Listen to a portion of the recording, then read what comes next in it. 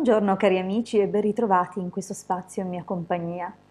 Oggi parliamo di cosa fare quando abbiamo finito un rituale e come comportarci con la risultanza dei rituali, cioè quello che resta delle candele, eccetera. Esistono varie forme di scuole di pensiero, secondo le quali appunto i rituali possono essere si concludono e possono essere affidati ai vari elementi. È sicuramente una buona cosa, però tenere in conto la differenza che esiste da un elemento all'altro.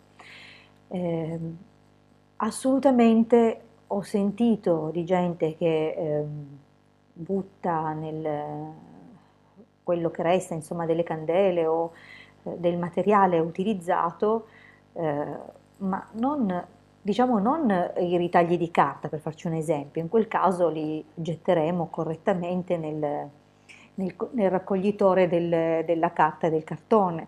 Io intendo proprio a consunzione delle candele cosa fare, oppure quando si è bruciato il biglietto dell'intento, come comportarsi. Stavo dicendo appunto che ho sentito di persone che se ne liberano come se fossero rifiuti di qualsiasi tipo, li buttano nell'indifferenziato e stop, oppure c'è anche chi li scarica nello sciacquone. Voglio aprirvi ad una riflessione riguardo a questo.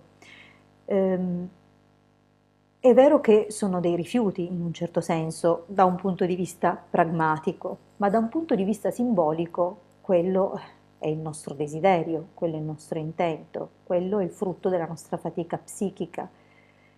Non penso che possiamo trattarlo come un rifiuto. Va invece onorato e tenuto in considerazione che qualsiasi altro gesto, fino a quando non abbiamo completato tutto, fa parte del rituale. Dunque, scaricare i propri resti o testimoni o quello che è nello sciacquone, potete ben capire a livello simbolico che significato possiamo dare, no? A tutto il nostro lavoro, la nostra fatica.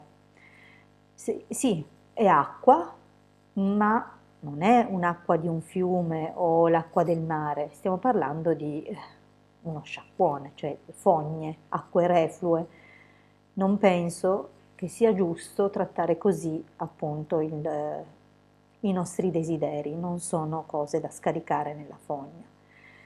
Lo stesso dicasi per buttarle nell'immondizia. Io non ritengo che possa un desiderio, un intento o un qualsiasi proposito che noi ci accingiamo a raggiungere o a mettere in atto con un rituale possa considerarsi immondizia. Pensiamo invece a come gestire al meglio eh, appunto queste risultanze e il perché. Ragioniamo sempre in termini simbolici perché la natura, il libro della vita, il libro della natura ci parlano per simboli, per archetipi. Dunque ricorriamo sempre a questo quando abbiamo un dubbio. Proviamo a guardarci intorno e vediamo la natura cosa fa. La natura non ha fogne, le abbiamo create noi. Dunque la natura agisce in modi diversi, cioè fa putrescenza oppure vengono bruciate o quelle cose che vengono inondate, ma in che modo noi dobbiamo discernere tra un elemento e gli altri? Rifacciamoci dunque al valore simbolico dei singoli elementi. Il fuoco noi bruciamo quando vogliamo purificare e quando vogliamo eh, innalzare nei regni sottili attraverso la fumigazione di quelli che sono i nostri intenti e le nostre cose e affidare appunto il nostro intento tramite proprio il fuoco, gli diamo un'impronta per un inizio e chiaramente bruciando abbiamo dei resti. Questi resti li possiamo poi disperdere nell'aria e poi verranno adagiati e portati a terra e da lì in poi faranno poi il loro corso come qualsiasi altra cosa. È chiaro che noi non è che ci mettiamo a bruciare cose strane, bruceremo un fogliettino su cui era scritto un intento, dunque materiale organico che non inquina, è chiaro questo. Nel caso appunto di voler dare, è chiaro che, scusate, nel caso in cui bruceremo, la naturale conseguenza è quella di gettare nel vento, perché sono simboli simili, sono entrambi elementi leggeri, sono entrambi elementi che hanno questo simbolo. L'unica differenza, scusate che cerco un foglio, allora, l'elemento fuoco ha il simbolo del triangolo con la punta verso l'alto. L'elemento aria, ancora una volta con la punta verso l'alto, ma è tagliato da una riga. Dunque hanno un che di simile, vanno verso l'alto, il fuoco dà comunque dei resti e allora li affidiamo all'aria come naturale conseguenza e proseguo di questa scelta, no? Visto che mandiamo nell'aria a livello sottile il nostro intento, mandiamo nell'aria a livello fisico la risultanza del fogliettino. Per quanto riguarda invece per esempio le questioni sentimentali, le faccende d'amore, allora ha un senso, e lo vedremo presto perché, ha un senso gettare nell'acqua, sia esso un corso d'acqua, sia esso un fiume, insomma, un canale o le onde del mare. Ecco, affidare all'acqua perché? Perché l'acqua è connessa al mondo interiore, è connessa alle emozioni, all'inconscio, è connessa a tutta la sfera emotiva e dunque è un sostegno, diciamo così, per queste faccende, è come un volergli dare un ultimo tocco al rituale. Se invece abbiamo a che fare con questioni di natura pragmatica, qualcosa che vogliamo concretizzare anche a livello economico, la giusta dimora è la terra, perché dalla terra germoglia qualunque seme. Ovviamente la terra deve essere, come dire, ricca, una terra fertile, ma è un gesto simbolico quello che noi facciamo, quello di sotterrare, e chiaramente nel primo strato la terra è bella scura, bella viva, e questo è già di per sé un simbolo potentissimo. Ora vi ho detto più o meno quali sono i modi di agire con le nostre risultanze. È chiaro che non è che possiamo gettare all'aria resti di candele o in mare la qualsiasi cosa, perché non è la loro collocazione adatta, sebbene siano questioni affettive. Per quanto mi riguarda, il posto più giusto è la terra, anche per le questioni affettive, per i nuovi inizi, per qualsiasi cosa. Il fogliettino, la risultanza, le ceneri, allora sceglieremo se disperdere nell'aria o nell'acqua, ma i resti delle candele sono come un seme che è stato lavorato, cioè tutto il rituale che ha bruciato la candela ha reso la candela il seme di quella cosa che avete chiesto.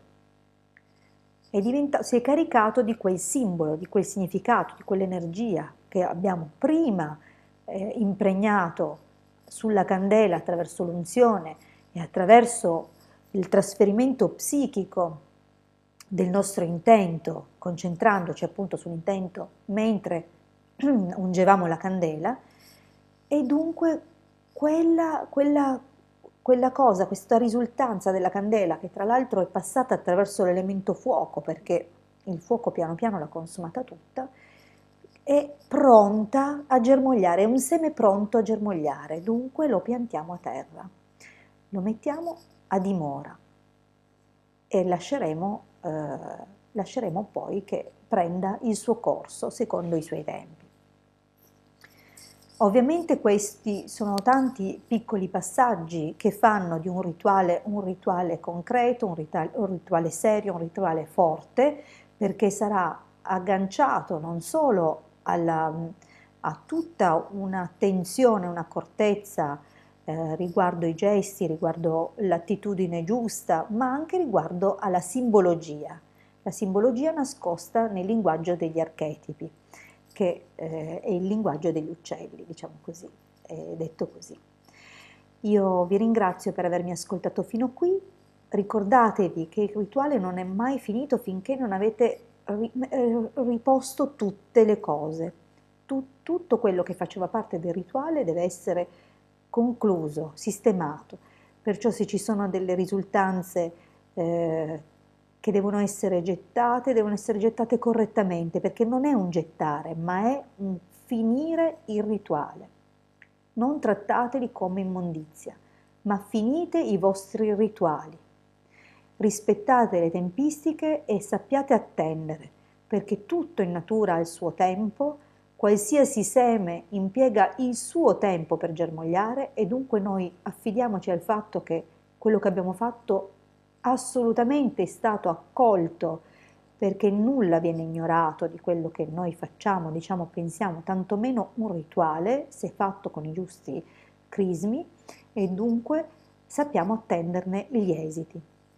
Soprattutto dimentichiamocelo e lasciamo fare alle forze superiori. Vi ringrazio per avermi ascoltato fino qui.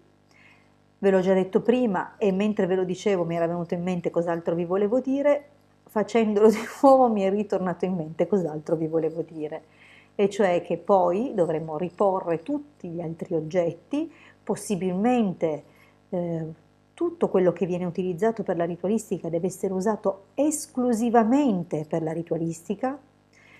Le candele non vanno riutilizzate, lasciatele consumare, a meno che non sia espressamente scritto nelle istruzioni del rituale, altrimenti le farete andare fino alla fine, non le spegnerete soffiandoci sopra, ma vi prendete di coraggio e le spegnete con le dita e mi raccomando, anche tutti gli altri oggetti devono essere raccolti e chiusi in un luogo, in una scatola, un contenitore che non sia alla portata di nessuno. Nessuno deve toccare i vostri oggetti sacri. Sappiate che tutti gli oggetti usati per i rituali si caricano di energia psichica man mano che vengono utilizzati, dunque acquisiscono sempre maggiore potere. Questa volta vi ringrazio davvero per avermi seguito fino a qui e ci vediamo alla prossima condivisione. Un grande abbraccio dalla vostra Hildegarda. A presto.